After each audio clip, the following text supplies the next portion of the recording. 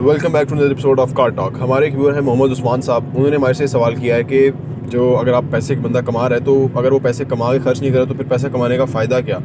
اور اس کا ایک انہوں نے یہ کہا, دوسرا انہوں نے یہ کہا ہے کہ اللہ تعالیٰ نے بھی اپنے اس میں قرآن پاک کے اندر سورہ عمران میں انہوں نے کوٹ کیا ہے کہ کہا ہوا ہے کہ اللہ کا پسندیدہ بندہ وہی جو کہ پیسہ خرچ کرتا ہے, پیسے کو استعمال کرتا ہے. تو یہ بات کرتے ہیں کہ جو ہم نے جس کہا تھا, جو بات ہم نے کی تھی وہ کیا تھی, اس کو تھوڑا ایلیبریٹ کر دیتے ہیں اور اس کے بارے میں بات کرتے ہیں.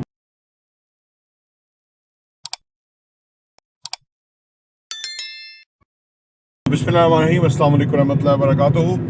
دیکھیے جی, جو اسلام کی انڈرسٹینڈنگ ہے نا, وہ اگر ہمیں اوور آل آ جائے نا تو وہ بہت سہولت ہے. اوور آل ہمارا اسلام ہے کیا, میں آپ کو اگر ان دا نیٹ شیل بتاؤں, ہمارا اسلام حکم دیتا ہے کہ اوپر والا ہاتھ نیچے والے ہاتھ سے بہتر ہے, یعنی مدد کرنے والا ہاتھ مدد مانگنے والے سے بہتر ہے.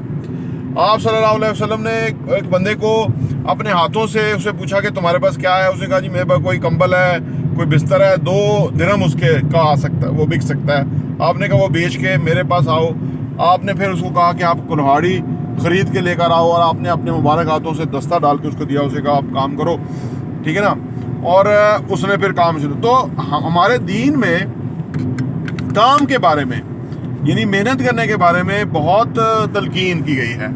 آپ صلی اللہ علیہ وسلم نے اپنے ہاتھوں سے کام کیا, تو پھر ہم آپ ہی کو ماننے والے ہیں, یعنی آپ ہی کی امت ہے, تو ہمیں کام کرنا چاہیے اور اچھا زیادہ کام کرنا چاہیے تو تاکہ زیادہ پیسہ کمائیں. جہاں تک کہ آپ نے سورہ آل عمران کی بات کی, میں نے اس کو جو سمجھا کہ بھائی اس میں اندر اللہ نے فرمایا کہ خرچ کرو, ٹھیک ہے نا. تو جو خرچ آپ نے, جو اس میں اسراف کی بات نہیں کی گئی. اسلام ہمیں اسراف کرنے کا حکم نہیں دیتا کہ آپ اگر 2 لاکھ کماتے ہو تو 2 لاکھ ہی کھا جاؤ, اسلام میں کہیں نہیں لکھا.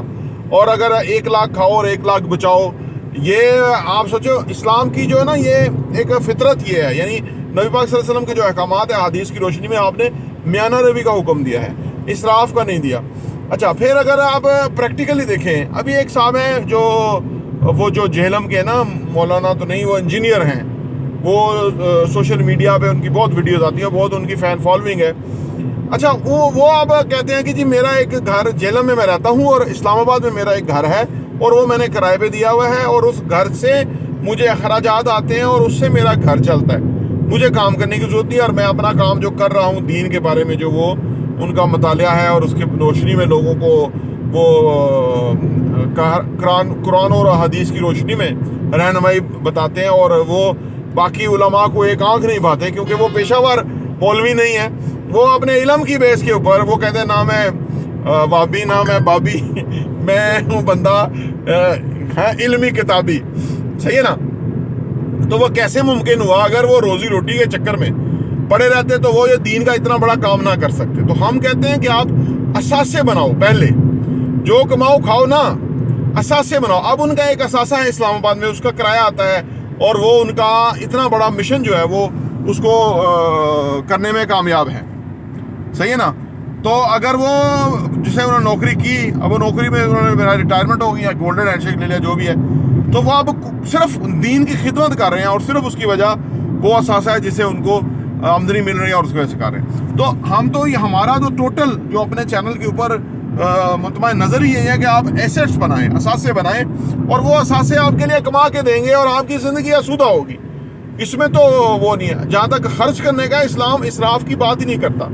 اسلام کہتا ہے میانہ روی سے خرچ کرو, اور اگر آپ میانہ روی سے خرچ کریں گے تو آپ کے اخراجات بھی ہر طرح کے چلیں گے, اور آپ پیسہ بھی آپ زیادہ انویسٹ کر سکیں گے, اس سے اثاثے بنیں گے, اور وہ آپ کی پیسیو انکم ہوگی. اچھا, اس میں انہوں نے یہ بھی کہا ہے کہ فار ایگزامپل اگر ایک بندے کی 1,00,000 تنخواہ ہے, اس کے 3 بچے ہیں, تو وہ اتنے اس کے اخراجات بن جاتے ہیں کہ وہ کہہ رہے ہیں کہ پھر وہ سیو نہیں کر پاتا. وہ سیو کرے گا نہیں تو ایسٹ کیسے بنائے گا؟ ایسٹس بنائے گا, وہ مزید کمائے گا. ہم بتاتے ہیں کہ اگر آپ کی جاب ہے تو آپ کوئی ساتھ میں پارٹ ٹائم کام کیجئے تاکہ آپ کی آمدنی بڑھے اور آپ اثاثے لے سکیں. دیکھیے, آپ اسلام نے منع ہی نہیں کیا کہ آپ جو ہے نا 24 گھنٹے میں 14 گھنٹے یا 16 گھنٹے کام نہ کریں.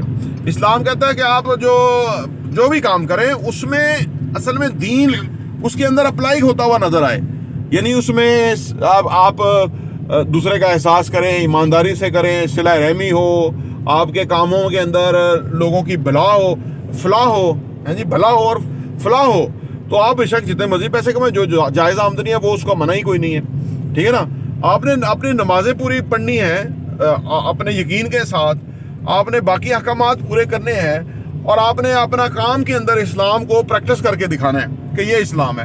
اسلام صرف زبانی جمع تفریق نہیں ہے جو کہ مولوی کرتے ہیں مسجد سے. ان کو جو زیادہ تر آپ نے دیکھا ہوگا کہ عملی لائف میں وہ کچھ نہیں کرتے, صرف 5 نمازیں پڑھاتے ہیں اور چھٹا جو نا وہ قرآن کی وہ کرتے ہیں, اور عملی طور پہ وہ کچھ نہیں کرتے.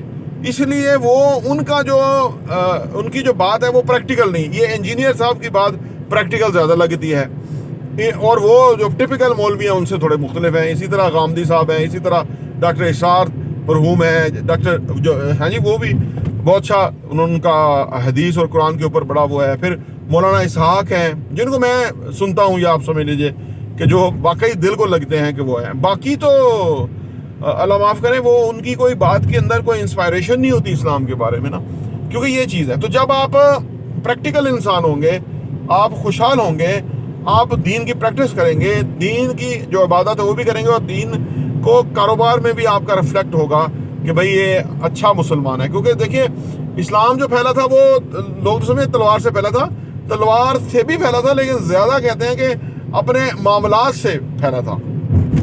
جب تاجر نیک نیتی سے, ایمانداری سے کام کر رہے ہوتے تھے تو لوگ دیکھ کے ان کو انسپائر ہوتے تھے کہ یہ کون سا دین ہے کہ جس کے اندر فلاح ہے, دوسروں کی بھلائی ہے, ہاں جی, فیئرنس ہے. تو یہ اسلام پھیلا تھا. تو یہ ہمیں دین کو دیکھیں, دین میں ہمیں کوئی ایسا نقطہ نہیں نکالنا چاہیے کہ جس کی وجہ سے ہمیں کوئی رکاوٹ ہو. جیسے ایک بہت مشہور بات ہے اسلام کے اندر کہ جس کا لوگ ترجمہ کرتے ہیں کہ نماز کی طرف مت جاؤ. اب وہ نماز کا منع نہیں ہے, وہ پیچھے اگر اس کو پورا پڑھے سیاق و سباق تو اس میں لکھا ہوا ہے کہ ایمان والو جب تم نے شراب پی ہو تو نماز کی طرف مت جاؤ. صحیح ہے نا. تو یہ اگر ہم صرف اس کا یہ ترجمہ کریں کہ نماز کی طرف مت جاؤ تو وہ اس کی ریزن ہے. قرآن ریزن کے ساتھ بات کرتا ہے, دلائل کے ساتھ بات کرتا ہے, سیاق و سباق کے ساتھ بات کرتا ہے. اور اسلام ہمیں جو ہے وہ ایک پریکٹیکل اور عملی مسلمان ہونے کی تلقین کرتا ہے. اور وہ اگر ہوں گے تو ہم خوشحال ہوں گے, اور اگر صرف اس طرح کی انٹرپریٹیشن قرآن کی نکال رہے ہوں گے تو وہ نقصان اس میں ہمارا ہی ہے. قرآن ہمیں ایسا کوئی حکم نہیں دیتا. پراپرٹی دیکھنے کا بہت بہت شکریہ.